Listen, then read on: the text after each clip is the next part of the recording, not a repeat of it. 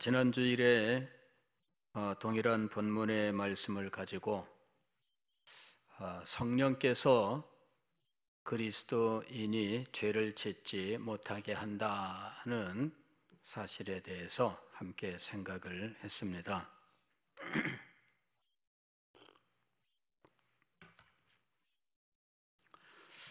사도 바울은 복음을 설명할 때 은혜의 다스림이라고 하는 것으로 이 복음을 설명했습니다. 인간은 죄로 말미암아 심판을 받을 수밖에 없는 비참한 존재인데 하나님께서는 은혜로 그를 구원하셨던 것입니다. 은혜로 구원하신 이 구원을 이신칭의라고 불렀던 거예요. 오직 믿음으로 말미암아 의롭다 하시는 거죠. 죄는 반드시 죄값을 치르게 되어 있는데 죄인이 죄값을 치르는 것이 당연합니다. 그러나 하나님께서는 죄인이 아닌 의인 되신 예수 그리스도를 심판하시는 방식으로 우리에게 죄사함과 하나님의 자녀됨과 하나님의 상속자가 되는 놀라운 은혜를 베풀어 주셨던 것이지요. 이런 모든 것들을 정리하는 한마디가 사실은 이신칭의라고 하는 거예요. 그런데 어떤 사람은 이 이신칭의라고 하는 사실을 들을 때 이런 반박을 할 수 있습니다. 은혜로 말미암아 죄 문제를 해결했다면 죄에 대하여 가볍게 생각을 하고 그는 또다시 죄를 짓는 자리에 떨어지지 않겠는가라는 것이죠. 죄를 해결하는데 말할 수 없는 대가를 치루었다면 아마 겁나서 죄를 안 지을 거예요. 이거는 벌금을 보면 알 수 있습니다. 벌금. 우리가 운전할 때 스피드 카메라가 있어서 우리가 조심하잖아요. 그런데 잘못해서 찍혔다. 그러면은 벌금이 날아옵니다. 지금은 제가 벌금이 얼마인지 잘 모르겠어요. 왜냐하면은 잘 안 찍히니까 언제 찍혔나 기억도 없어요. 그래서 얼마가 나오는지는 잘 모르겠는데 기준 속도에서 20km 이상 넘어가면 이 벌금이 날라오고요. 그 다음에 또 더 올라가면 벌금이 더 많이 나오게 돼 있어요.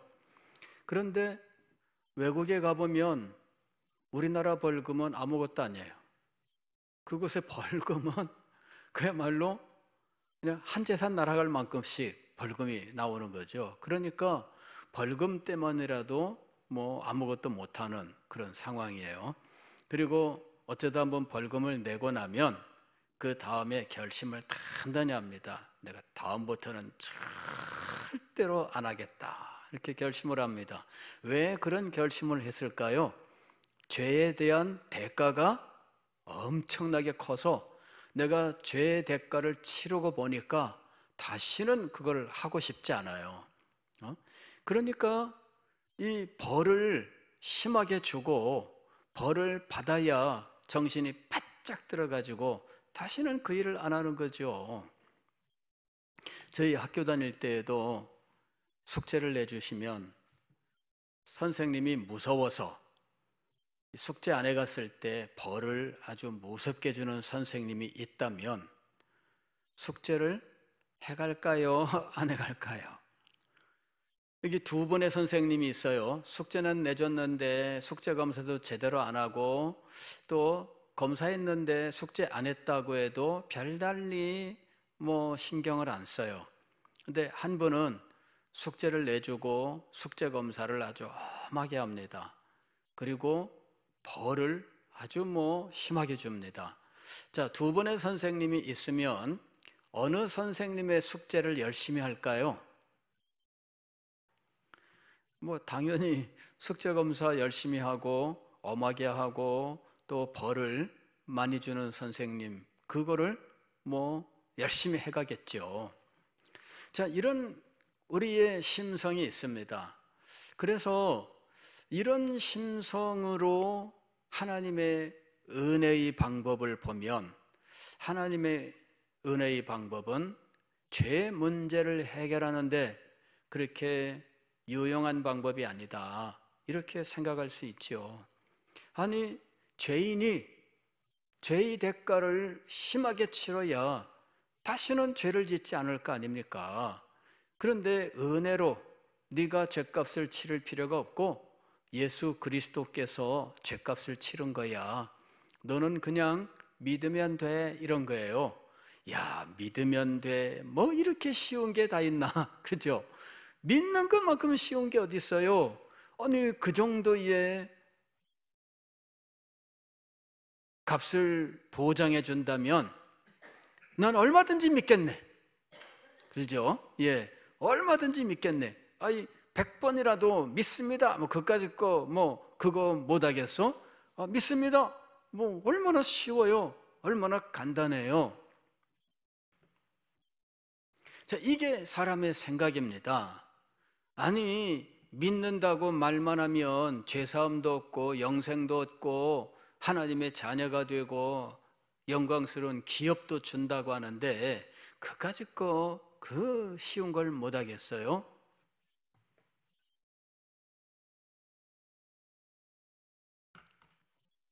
그래서 은혜의 방법은 죄 문제를 가볍게 여기게 만들고 그저 언제든지 믿습니다 그러면 죄사함 받으니까 하나님의 방법은 좀 문제가 있다, 이런 식으로 말한다는 거지요. 이 문제에 대해서 지금 사도 바울은 로마서 6장에서부터 이 문제에 대한 답을 하고 있습니다. 지금 8장까지 이 답이 계속됩니다. 그리고 이 답은 마치 꼬리에 꼬리를 무는 것처럼 혹은 뭐 도미노처럼, 그래서 벽돌 한 장이 쓰러지면서 그 뒤에 거를 건드려 넘어뜨리면서 그러면서 이 일은 점점 크고 점점 영광스러운 곳으로 향해 나아가고 있어요. 이제 이런 것들을 수사법으로 이야기하면은 이 점층법이라고 이야기합니다. 점점 큰 것을 향해 나아가는 거예요. 자, 사도 바울의 대답은 처음에는 그리스도와의 연합이라고 하는 것으로부터 시작해요. 자, 믿음은 무엇이냐? 믿음은 그리스도와 연합하는 것이다. 그리스도와 연합한 사람은 그리스도의 십자가의 죽으심에 동참해서 그의 죄의 몸이 옛사람이 죽고 그리스도의 부활에 동참해서 하나님께 대하여 살아나는 것이다. 그러므로 그는 죄를 지을 수가 없고 그는 오히려 죄를 죽이는 자가 되는 거다. 자, 이렇게 믿음으로 그리스도와 연합되는 거예요. 자, 믿는다고 하는 것은 무엇이냐? 그는 이제 죄 아래 있지 아니하고 은혜 아래 있다고 하는 것인데, 죄 아래 있다라고 하는 것은 죄의 종이란 말이다.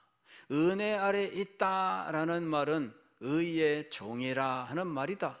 그러므로 은혜로 우리가 구원을 받았다는 말은 이제는 더 이상 죄의 종이 아니고 의의 종이라고 하는 것이다, 이렇게 이야기하는 것이죠. 의의 종이므로 그는 죄의 종처럼 죄를 짓는 자가 될 수가 없다라고 하는 것이죠. 그는 이제 더 이상 이 죄라고 하는 것에 매여 있지 않아요. 자유로운 자다, 이렇게 이야기합니다. 죄에서부터 해방이 된 존재라는 거예요. 믿었다라고 하는 것은 죄로부터 해방되었다라는 것을 의미하는 거죠. 해방되었다, 자유롭게 되었다. 이게 무슨 의미냐면 사망에 이르게 하는 이 율법에 더 이상 매이지 않는다는 것을 의미한다. 이렇게 이야기하는 거예요. 이제는 율법이 그를 얽어매지 않습니다. 오히려 율법은 죄를 깨닫게 하여서 그리스도에게로 나아갈 수 있게 합니다. 율법이 임함으로 나는 죽고 또 죄는 살아났느니라 이렇게 이야기합니다. 이게 무슨 말이냐면은 율법을 깨닫게 되면 자기 자신은 깨끗하고 의롭다고 생각하던 이 자기의 생각이 꺾이게 되는 거죠. 나는 죄인이구나. 나는 어쩔 수 없는 죄인으로서 누구보다 큰 죄 가운데 있구나. 이 사실을 절감하게 되는 거죠. 그래서 죄는 살아나고 나는 죽었도다 이렇게 이야기를 하는 거예요. 여기 나는 자기 자신의 의를 강조하는 자아를 의미하는 것입니다. 자기 자신이 깨끗하다. 하나님의 은혜를 받지 못한 사람들은 그런 의식이 강해요. 나는 죄가 없다. 나는 법 없이도 살 수 있는 사람이다. 뭐 이런 의식들이 강해요. 그러나 우리는 어때요? 우리는 늘 하나님 앞에서 주여 할 수 없는 이 죄인을 저는 참 죄인입니다 이러는 거예요. 그러니 남들이 보면 어쩌겠어요. 우리 그 아버지 말씀이 있었어요. 옛날에 그런 말씀 하시더라고. 어디 이 교회 어느 교회 일을 하러 가셨는데 야 교회에는 왜 그렇게 죄 지은 사람들이 많냐 그러시더라고.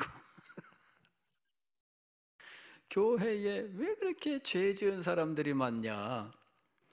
교회 갔더니 사람들이 주여 죄인입니다. 내 죄를 용서해 주세요. 막 이렇게 기도하고 있는 거예요. 그래 보니까 맨 죄인들밖에 없어요. 그래서 저한테 그러시더라고. 야 교회는 왜 죄 지은 사람밖에 없냐.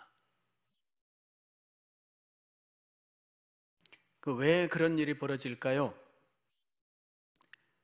죄의 율법이 사망에 이르게 하는 것이 아니라 오히려 자기 자신을 죽이는데 떳떳하고 의롭다고 생각하던 이 자아를 철저하게 깨뜨리는 거죠. 그리고 죄는 살아났다라는 말은 드디어 자신의 죄를 발견하는 거예요. 그래서 이 나는 죽고 죄는 살아나고 라고 하는 이런 과정을 통하여 마침내 어디로 나아가느냐 하면 생명의 성령의 법으로 나아가는 거예요. 생명의 성령의 법이 죄와 사망의 법으로부터 해방시켰다. 이게 로마서 8장 1절 2절의 말씀입니다.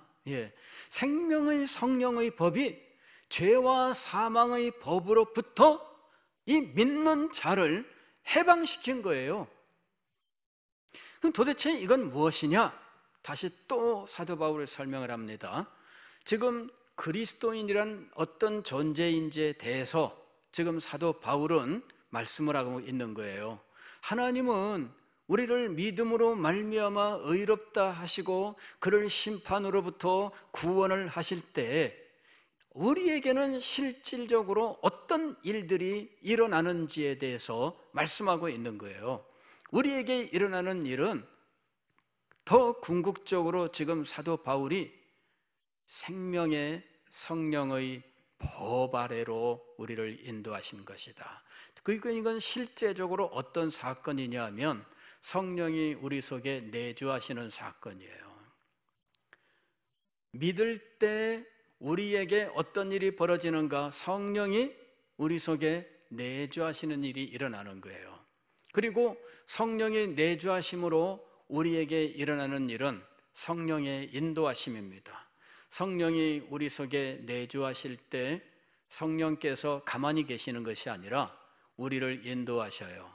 우리를 모든 진리 가운데로 인도하시고 우리의 영을 붙잡아 인도하시는데, 이 놀라운 인도하심의 역사가 우리에게 일어난다라고 하는 것입니다. 이것이 생명의 성령의 법이에요.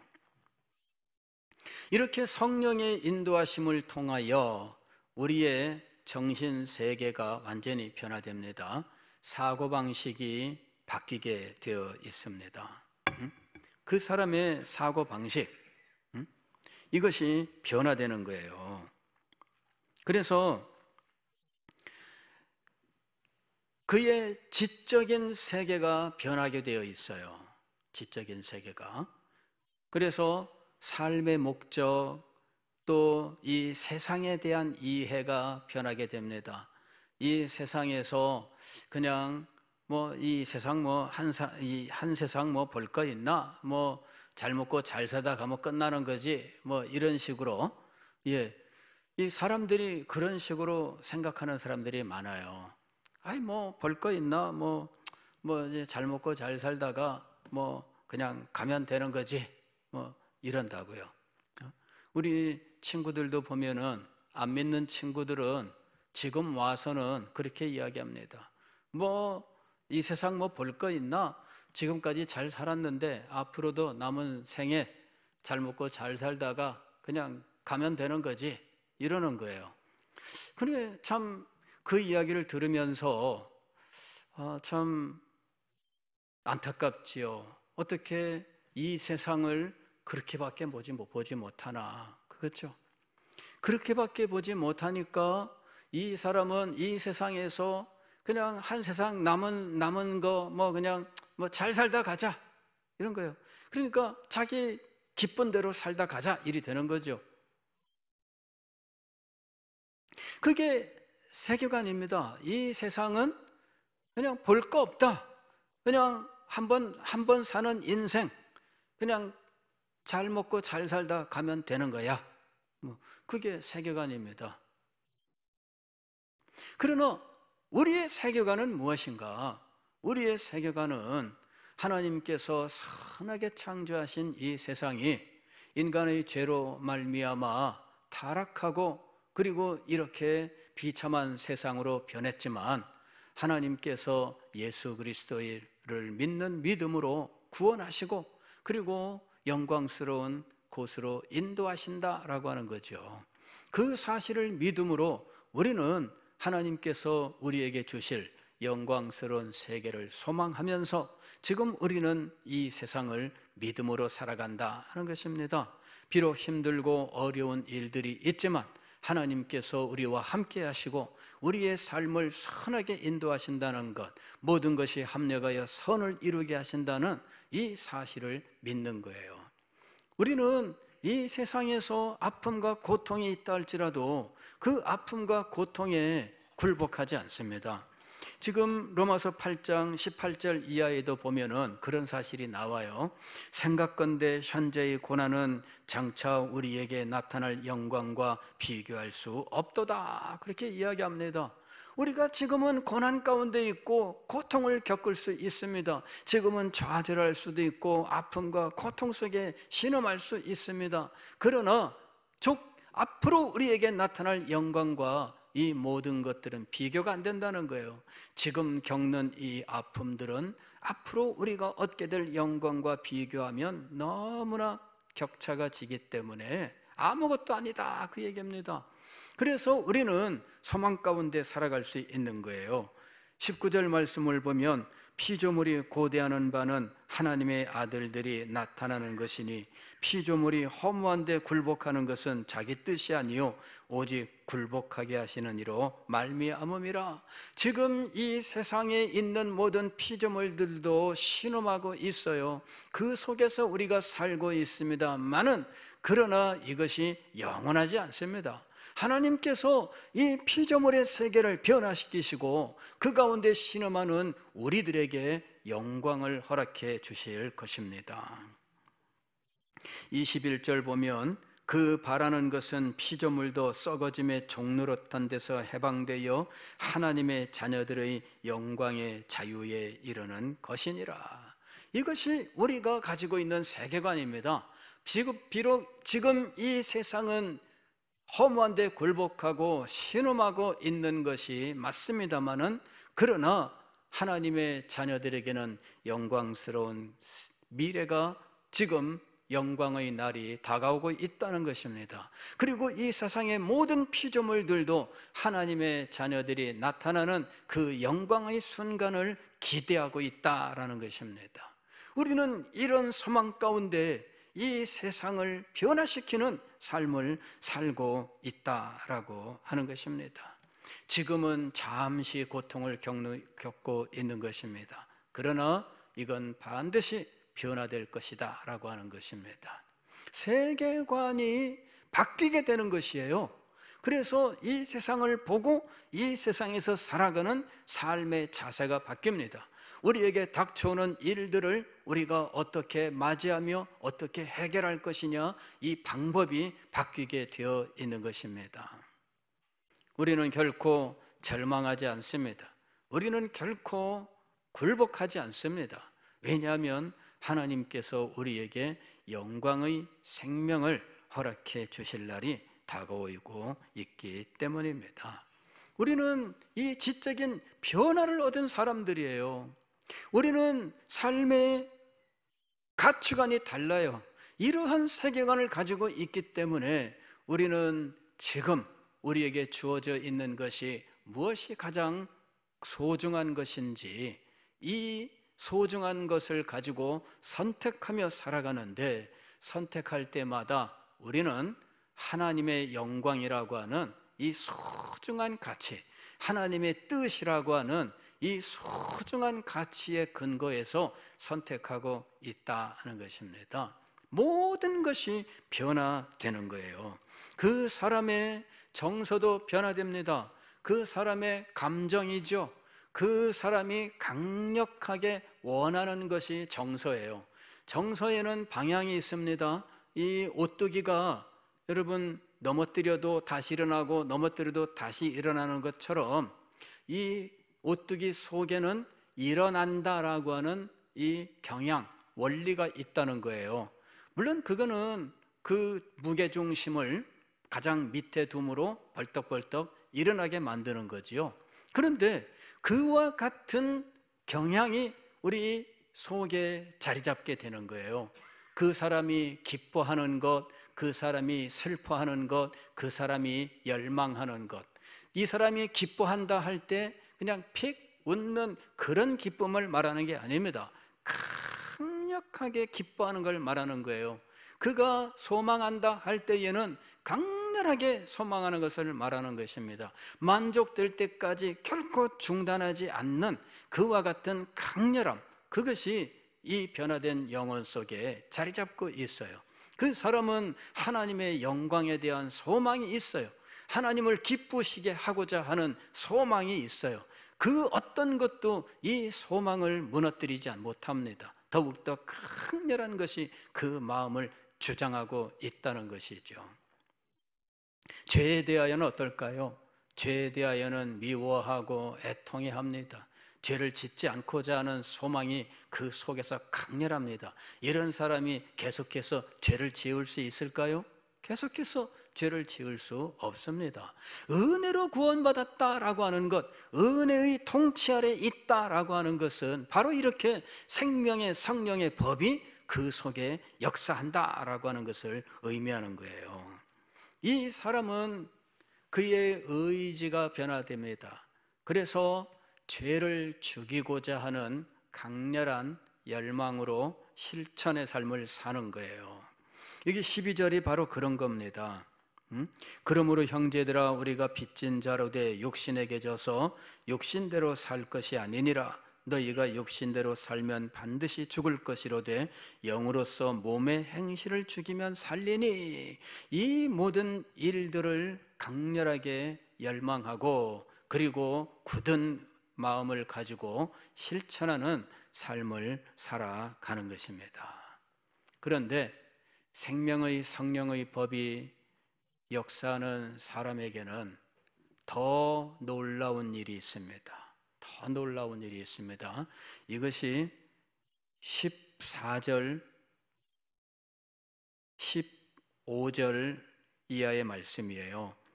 너희는 다시 무서워하는 종의 영을 받지 아니하고 양자의 영을 받았으므로 우리가 아빠 아버지라고 부르짖느니라. 성령의 역사를 말씀하고 있는 겁니다. 우리가 믿을 때 우리는 성령이 우리 속에 내주하신다는 것, 그리고 이 성령께서 우리를 인도하시는데, 인도하심은 두 가지로 나타납니다. 하나는 모든 진리 가운데로 인도하심이고, 또 하나는 우리의 인격을 성령께서 거룩한 곳으로 인도하시는 거예요. 그럴 때 이것이 영의 생각입니다. 영의 생각. 그리고 이 영의 생각은 삶의 목적, 그리고 세계관과 가치관, 이런 모든 것에 변화를 가져오게 되어 있습니다. 그리고 그의 정서의 변화가 있어서 악을 기뻐하고 즐거워하던 그가 의를 기뻐하고 하나님의 영광과 하나님을 기쁘시게 하는 삶을 기뻐해요. 죄에 대해서는 미워하고 대적하고 죄를 죽이는 자리에 나아가게 됩니다. 이 죄를 죽이는 이것이 바로 모티피케이션이에요. 죄 죽임이라고 하는 것이죠. 그래서 이 죄 죽임이라고 하는 삶을 살게 되어 있어요. 이것이 바로 성화의 삶의 핵심입니다. 죄 죽임이라고 하는 이것이죠. 죄 죽임을 위하여 우리들은 많은 노력을, 인간적인 노력들이 필요하다고 가르쳤어요. 고행이라든지 금욕이라든지 뭐 이런 것들, 이게 이 죄를 죽이는 일이라고 생각했습니다. 그러나 사실은 그것이 아니에요. 금식과 혹은 금욕과 고행과 이런 것들로서 죄를 없애는 것이 아닙니다. 과거의 수도원 전통에서는 그것으로 죄를 없애는 것이라고 했어요. 아니면은 이 세상의 삶을 떠나서 수도원에 들어가고 아니면은 어디 먼 산속 깊은 곳에 공동체로 들어가고 우리끼리만 살면 된다, 이러는 식으로 했어요. 그렇다고 죄를 없애는 것이 아닙니다. 그 사람의 사고가 변해야 돼요. 그 사람의 마음의 소원이 변해야 돼요. 그리고 그 사람이 하나님의 뜻을 실천하면서 이것을 대적하는 것들을 단호하게 버릴 수 있어야 돼요. 이제 이런 삶이 이제 이 사람에게 이루어지는 거죠. 이 모든 일들은 성령의 역사입니다. 그런데 이 일을 가능하게 하는 강력한 성령의 도우심이 있어요. 그것이 바로 15절 이하의 말씀입니다. 너희는 다시 무서워하는 종의 영을 받지 아니하고 양자의 영을 받았으므로 그랬습니다. 이 본문은 사실은 난해 구절 중에 하나입니다. 학자들도 다양한 견해들을 가지고 있어요. 그런데 저는 이것이 생명의 성령의 법, 즉 성령께서 내주하사 우리에게 역사하시는 여러 가지 일들 중에 점점 점층법으로, 즉 더 크고 더 놀랍고 더 은혜롭고 더 영광스러운 곳으로 말씀에 가는 이러한 과정에서 계단이 점점 올라갑니다. 뭐 아파트 층수가 점점 올라가는 것처럼 지금 사도 바울은 성령의 역사를 점점 더 높은 것을 제시하고 있는데, 여기 지금 양자의 영이라고 하는 것이 바로 그 가운데 하나다라고 하는 것이죠. 이건 뭐냐면은 성령께서 우리에게 역사하는 것인데, 우리가 하나님을 나의 아버지라고 부르게 되는 거예요. 아니 뭐 우리 기도할 때 하나님 아버지 뭐 얼마든지 부르고 있는데요. 그걸 말하는 것이 아니라, 자, 우리가 태어났습니다. 그런데 누가 아버지이며 누가 어머니인지는 우리는 어떻게 알게 될까요? 자라는 동안에 잘 몰라요. 수없이 가르치죠. 엄마, 아빠 뭐 가르칩니다. 그래갖고 얘가 어느 날 빠빠 하게 되면은 야, 얘 아빠 했다, 엄마 했다 그래가지고 막 좋아해가지고 친정에서 엄마한테 전화해서 엄마 얘가 뭐 얘 엄마 불렀어요. 그러면서 막 자랑하고 막 그러죠. 예. 근데 신통하게도 엄마 아빠는 이 입술에서 나는 소리예요. 전 세계가 똑같아요. 엄마는 요 소리가 들어가 있어요. 요 소리가. 전 세계 모든 언어는 엄마는 다 이렇게 돼 있어요. 그리고 아빠는 다 바 이렇게 돼 있어요. 바 이렇게. 이게 전 세계 언어 공통이에요. 왜? 그럴 수밖에 없습니다. 인간이 이 세상에서 가장 쉽게 할 수 있는 게 이게 입술 벌리는 거예요. 그럴 때 빠 이렇게 되는 거죠. 그래서 엄마 아빠가 전 세계 공통입니다. M하고 P예요. 이게 전 세계 모든 엄마 아빠를 가리키는 음소예요. 아빠 여기 성경에 보면은 이렇게 나오잖아요. 이게 아람어에서도 그냥 아빠예요. 이게 아버지야, 아버지. 예. 근데 우리가 어떻게 아버지를 아버지로 알고 엄마를 엄마로 알게 되었을까? 이건 배워서 아는 거예요. 배워서. 자, 애가 어릴 때부터 키우면서 엄마 어디 있어? 엄마. 아빠 어디 있어? 아빠. 이렇게 이제 배우는 거예요. 그러면은 이 엄마 어디 있어? 엄마 그러면은 손가락으로 가리키면 맞다! 그러면서 잘했어 하면서 막 기뻐해요. 이 아이가 엄마 그렇게 알아요. 그래서 이 소리와 엄마를 일치시켜요. 그런데 이 엄마가 정말 자기를 위한 존재라고 하는 것은 그때까지는 몰라요. 그냥 소리와 친숙한 어떤 존재를 연결시키는 것뿐입니다. 그러나 세월이 흐르면서 엄마는 나를 낳은 분이구나, 이제 이런 것들을 배워서 알게 돼요. 근데 이제 엄마를 진정으로 깨닫게 되는 때가 옵니다. 엄마를 진정으로 깨닫게 되는 때가 와요. 아마 이 여성분들은 보통 그렇게 고백을 하더라고요. 엄마를 진정으로 깨달을 때에는 시집 가서 이제 아이를 낳았을 때, 그때 이제 엄마를 깨닫는다 이렇게 얘기하더라고요. 그리고 이제 또 아마 인생의 어느 단계에 가면은 이 부모를 그렇게 그리워하는 때를 또 맞이하게 돼요.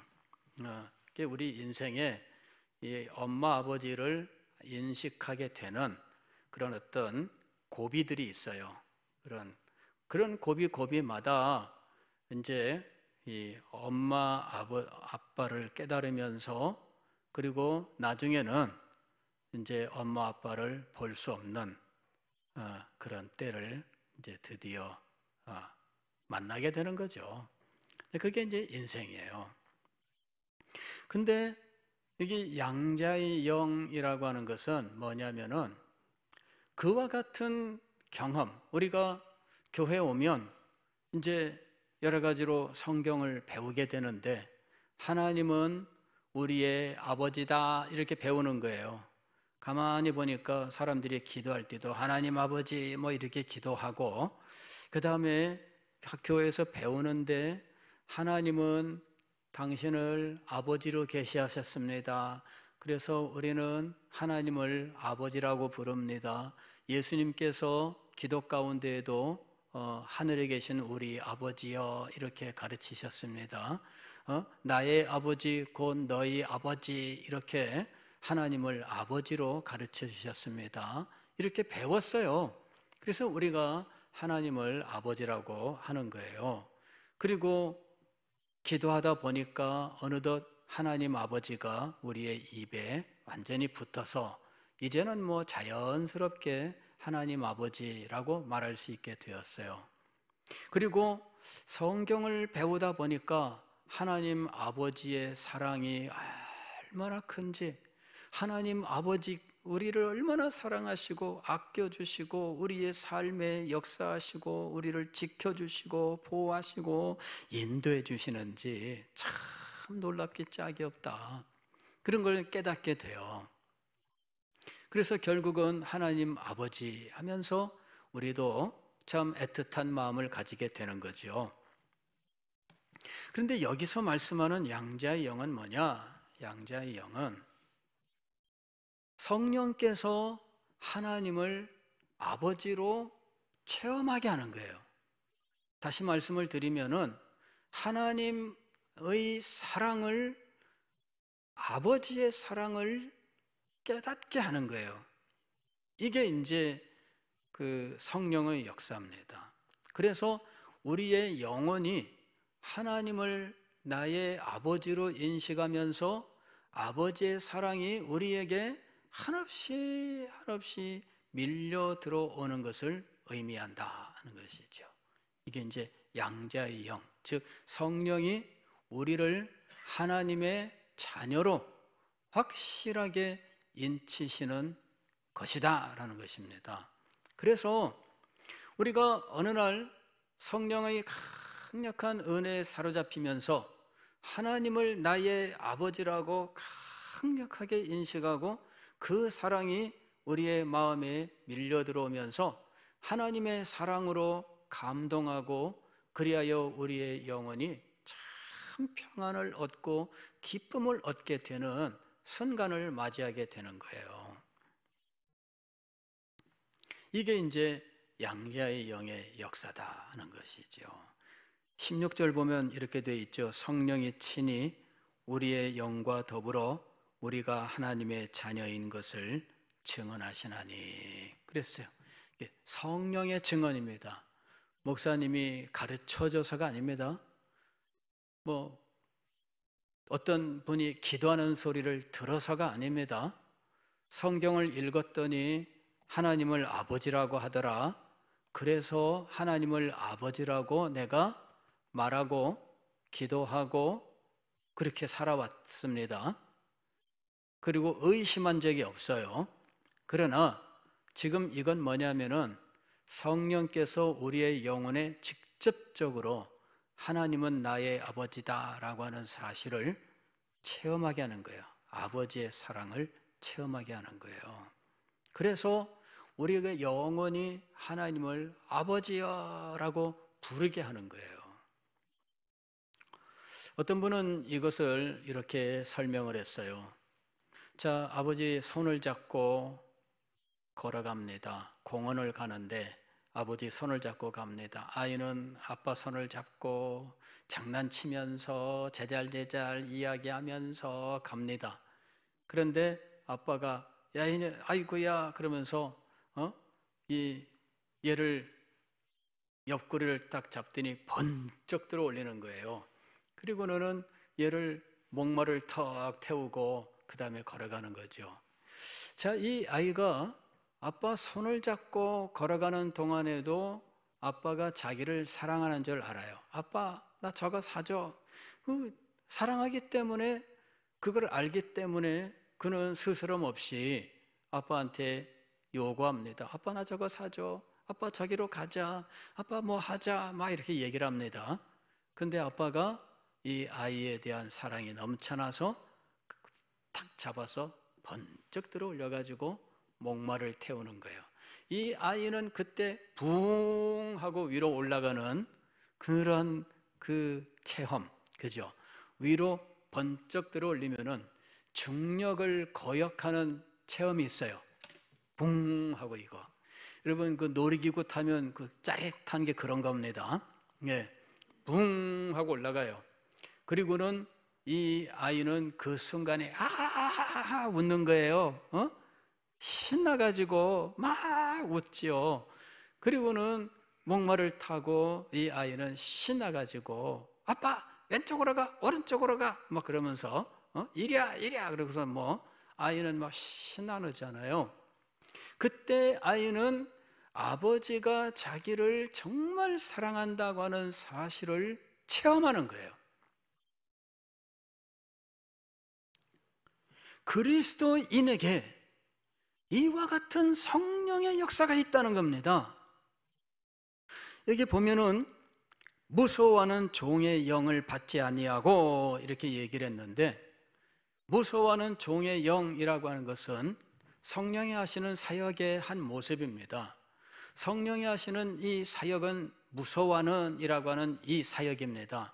이건 뭐냐면은 죄를 깨닫게 하시는 사역이에요. 죄를 깨닫게 하심으로 자기의 죄인됨을 깨닫고 자신의 절망적 상태를 깨닫게 하는 거예요. 이것이 로마서 7장에 있었던 바로 그 사건입니다. 24절에 보면 오호라 나는 곤고한 사람이로다 이 사망의 몸에서 누가 나를 건져내랴 하는 것이죠. 로마서 7장 9절에 전에 율법을 깨닫지 못했을 때에는 내가 살았더니 계명이 이름에 죄는 살아나고 나는 죽었도다. 이게 무서워하는 종의 역사다는 거죠. 무서워하는 종의 역사, 즉 성령이 우리에게 행하시는 일입니다. 성령이 행하시는 일인데 죄를 깨닫게 해요. 죄의 비참함, 그리고 그 절망, 이런 것들을 깨닫게 해요.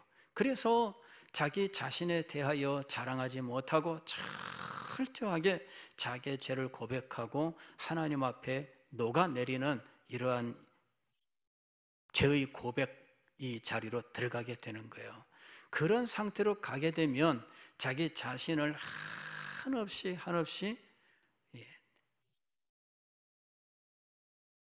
낮추는 이런 자리에 가게 돼요. 가령 우리 찬송가에도 보면은 이 벌레 같은 날 위해, 이때 벌레 같은 이라고 표현을 했습니다. 근데 어떤 사람은 이거를 더 실감나게 표현하기 위해서 이 바퀴벌레 같은 나를 뭐 이렇게 고백할 수 있는 거죠. 예, 바퀴벌레 막 혐오스럽잖아, 우리들이 볼 때는요. 예, 그러니까는 이 자기 자신을 가장 추하고 가장 비참한 존재로 표현하는 자리에 나가요. 그래도 자기를 다 표현하지 못하는 상태죠. 이게 무서워하는 종의 역사입니다. 성령의 역사예요. 성령이 이와 같은 과정을 통해서 우리를 그리스도에게로 인도하는 거예요. 그 과정을 통해서 우리는 철저하게 자기 자신을 버리고, 그리고 어느 순간 하나님께서 우리에게 주신 구원의 우리의 구주 예수 그리스도, 그분의 십자가, 하나님의 사랑을 바라보게 돼요. 그리고 그것을 의지하게 돼요. 하나님, 예수 그리스도를 이 절망적인 존재에게, 이 추하고 더러운 자를 위하여 이 세상에 보내셨고 그리스도께서는 십자가 위에서 죽으셨군요. 그러면서 그리스도를 주신 하나님의 은혜에 감사해요. 하나님, 제가 이제 예수님을 믿습니다. 수없이 믿습니다를 반복해서 고백하게 돼요. 그리고 하나님 앞에 감사합니다. 계속해서 이 소리를 부르짖게 돼요. 이 무서워하는 종의 역사가 바로 이 죄와 사망의 법으로부터 우리를 생명의 성령의 법 아래로 가게 하는 성령의 역사예요. 그리고 그는 거기서 머물지 않습니다. 그리스도인에게는 다시 성령의 은혜로운 역사가 있는데 양자의 영입니다. 그는 그야말로 하나님의 사랑이 한량없이 그에게 임하는 거예요. 로마서 5장을 보게 되면 하나님의 사랑이 그 마음에 부은 바 되미니라는 말씀이 있습니다. 하나님의 사랑이 그 마음에 부은 바 되는 거예요. 그래서 그 사랑이 한량없이 그의 영혼에 부어지면서 그는 그 사랑 앞에 그만 녹아지는 거죠. 이런 강력한 은혜가 임하게 될 때 그는 하나님을 나의 아버지라고 부르짖게 되는 거예요. 배워서 아는 것이 아니라 성령이 부으시는 하나님의 사랑을 경험함으로 사랑을 경험함으로 알게 되고 이 경험함으로 하나님을 아버지라고 부르게 되는데, 이 영원히 하나님을 아버지로 부르게 된 이것은 결코 변하지 않아요. 그 무엇으로도 이것을 물릴 수가 없어요.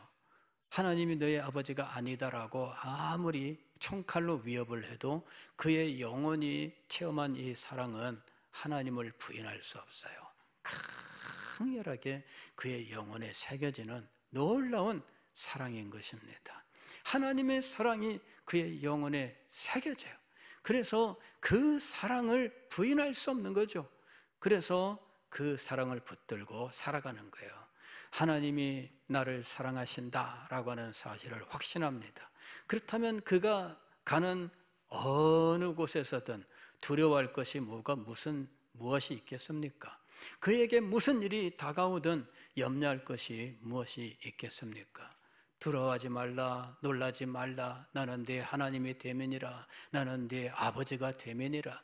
여러분, 우리는 바로 하나님이 나의 아버지다라고 하는 사실을 그냥 주입식으로 안 것이 아니라 성령이 우리의 영에게 직접적으로 그 사랑을 체험하게 해서 알게 되는 자리에 나아가게 된다면 그는 낙심하지 않고 절망하지 않아요. 이러한 은혜가 임하게 되면 그는 말할 수 없는 용기를 내고 힘을 얻게 되는 거예요. 제가 아는 어떤 분은 이 하나님의 사랑 깨닫고 난 이후에는 두려워하지 않았다, 이렇게 이야기합니다. 이 사랑을 알고 난 이후에는 자기는 두려워하지 않았다. 사업을 할 때 무엇을 두려워할 것이며, 어디에 간들 두려워할 것이며, 하나님의 사랑이 그의 마음속에서 역사하는 동안 그는 두려워할 줄 몰랐습니다. 여러분, 우리 그리스도인이 어떤 존재인지를 알아야 돼요. 여러분, 우리 그리스도인은 사도 바울이 지금 점점 정말 거룩하고 더 비밀스러운 것들을 말씀하고 있습니다. 앞으로도 더 남아 있어요. 여기서 더 올라갑니다. 여기에서 더 영광스러운 것으로 나갑니다. 여러분, 잔잔하게 시작하였으나 사도 바울은 점점 높아지면서 점점 탁월한 영광과 은혜를 우리에게 가르쳐주고 있어요. 양자의 영, 하나님의 성령께서 우리의 영과 더불어 우리가 하나님의 자녀인 것을 증거하시는 놀라운 역사가 우리에게 임하는 거예요. 믿는 자에게 이 영광스러운 일이 임하는 것입니다.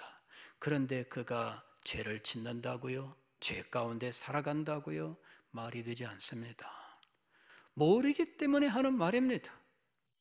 단지 매 몇 대 맞아서 무서워해가지고 죄를 안 짓는다? 그게 아닙니다. 하나님께서는 우리에게 성령의 내주와 성령의 인도하심과 양자의 영의 역사로서 이 모든 죄를 이기게 하시고 이 세상의 모든 어려움과 난관들을 이겨나가면서 하나님의 자녀로 복되고 영광스럽게 살게 하시는 것입니다. 기도하겠습니다.